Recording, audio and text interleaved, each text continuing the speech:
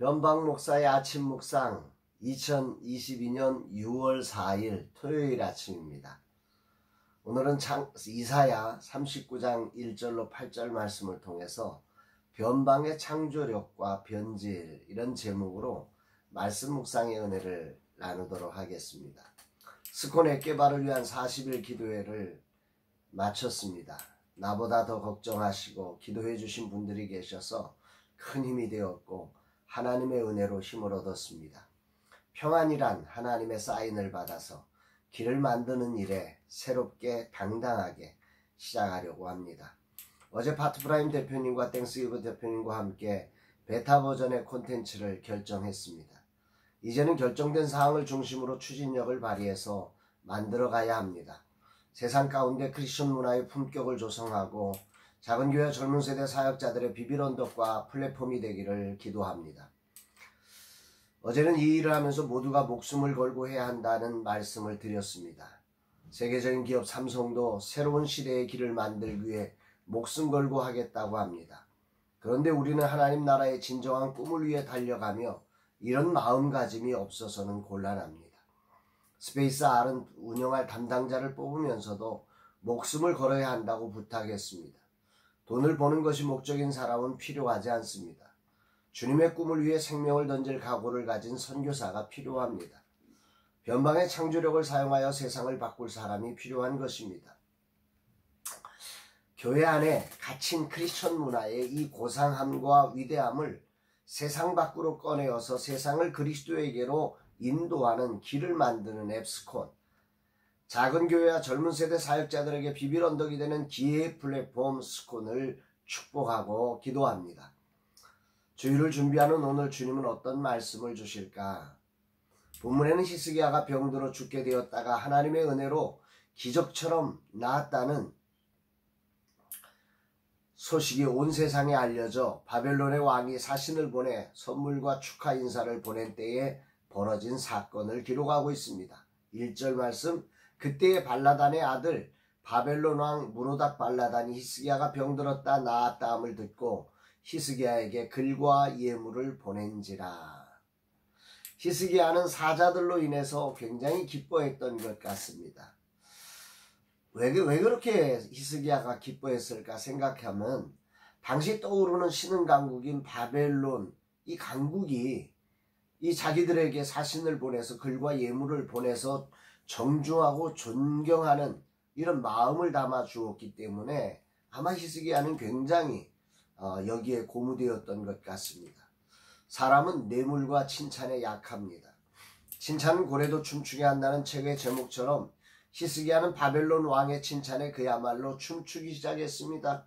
2절 말씀 보니까 히스기야가 사자들로 말미암아 기뻐하여 그들에게 보물창고 곧 은금과 향료와 보배로운 기름과 모든 무기고에 있는 것을 다 보여주었으니 히스기야가 궁중의 소유와 전 국내의 소유를 보이지 아니한 것이 없는지라. 다 보여주었다는 거예요.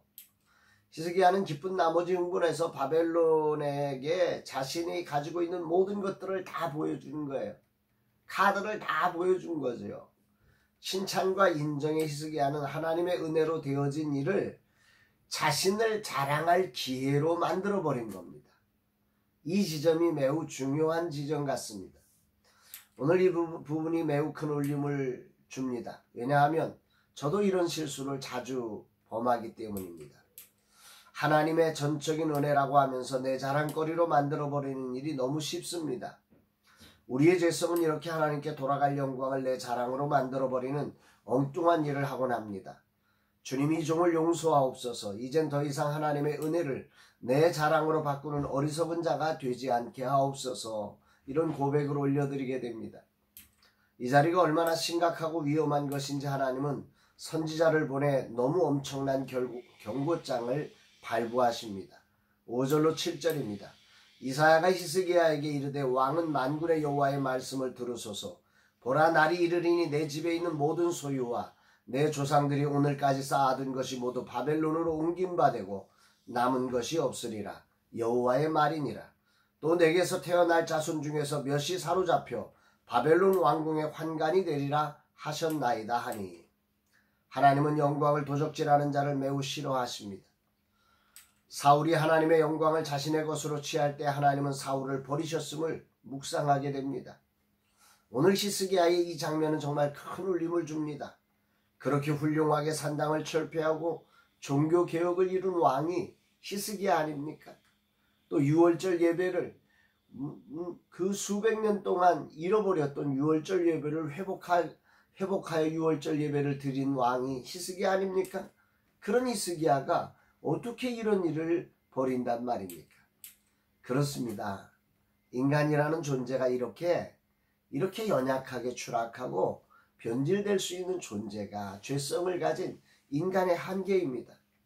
죄성을 가진 인간은 예외가 없습니다. 나는 괜찮을 거야. 아니, 나는 그렇지 않아. 아무리 부정해도 인간이라는 죄성은 이렇게 연약하게 히스기야처럼 넘어질 수 있는 존재가 바로 저고 또한 여러분이라는 사실을 기억해야 하는 것입니다. 여기에 대해 하나님은 철퇴를 내리며 모든 소유를 다 바벨론에게 넘기고 남은 것이 없도록 하겠다고 하는 아주 강력한 징계를 선언하십니다. 모든 주권이 하나님께 있기에 하나님께 영광이 되지 않는 것 하나님은 옮겨버리시는 것입니다. 라마나의 선교의 대표가 되어 여러 가지 일을 하며 하나님의 은혜를 도둑질하여 내 자랑을 삼는 일이 누구보다도 쉬워진 지금입니다. 주님이 높여져야 할 순간 내가 높임을 받기 쉬운 때 하나님은 준엄한 경고장을 내리십니다. 여기 심각하게 변한 히스기야의 무뎌진 영적 감각이 보여집니다. 8절 히스기야가 이사야에게 이르되 당신이 이른바 여호와의 말씀이 좋소이다 하고 또 이르되 내 성전에는 평안과 견고함이 있으리로다 하니라. 그는 하나님의 말씀이 너 질병으로 일어나지 못하고 죽게 될 거야 말할 때 여호와의 말씀이 좋습니다 이렇게 말 안 했어요. 나를 고쳐달라고 벽을 향하여 기도하기 시작했어요. 그런데 오늘 하나님께서 자신의 이 모든 소유들을 다 바벨론에 옮기고 자손들이 그 환관이 되겠다고 하는 이 엄청난 말씀을 들었는데 히스기야는 여기에 여호와의 말씀이 좋소이다 이렇게 말하고 있는 거예요. 이건 완전히 변질된 거죠. 그 어떤 변명으로도 이거는 변질되지 않았다고 말할 수 없는 거예요. 자기는 평안하고 견고함이 있으니 괜찮다. 나만이라도 살려두니 괜찮다. 히스기야가 너무 훌륭한 일을 했기 때문에 이 마지막에 이 말을 사람들은 포장해주고 그래서 히스기야가 했던 말의 의도는 그런 게 아니야 이렇게 말할 수 있지만 아닙니다. 이건 명백하게 변질된 것입니다. 그의 아들 므낫세가 가장 악한 왕으로 역사에 기록되는 발단이 여기로부터 출발됐다고 하는 그런 생각을 하게 됩니다. 참으로 지금 이 순간이 매우 중요한 순간임을 저도 깨닫습니다. 두려움과 떨림으로 오늘 이 말씀을 받게 됩니다. 라마나의 선교의 역사가 어디로 향할지 이 자리가 매우 중요할 것입니다. 진정 하나님의 은혜를 하나님의 은혜로 하나님께만 영광으로 올려드려야 합니다. 주님, 제가 바로 변질된 히스기야입니다. 주님께 돌아가야 할 영광을 제가 한 몸에 다 받았습니다. 어느새 변질된 사울과 히스기야의 모습이 내 안에 가득함을 자백합니다. 주여 이 종을 붙잡아 주소서. 초심의 마음으로 변방 목사로만 할 수 있는 창조적 길을 만들어가게 하소서.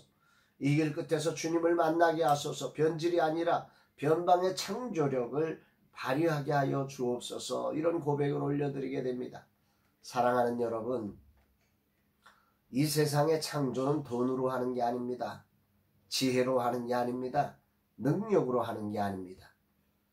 진실로 자신의 자리를 주님 앞에 세운 자만이 주님과 연결되어 이 시대의 바람을 온몸으로 느낄 수 있는 그 자리가 진정한 창조의 자리임을 기억해 봅니다.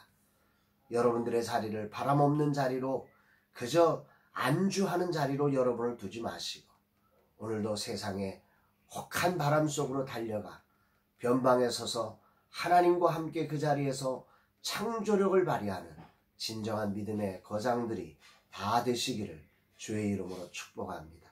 사랑합니다, 여러분.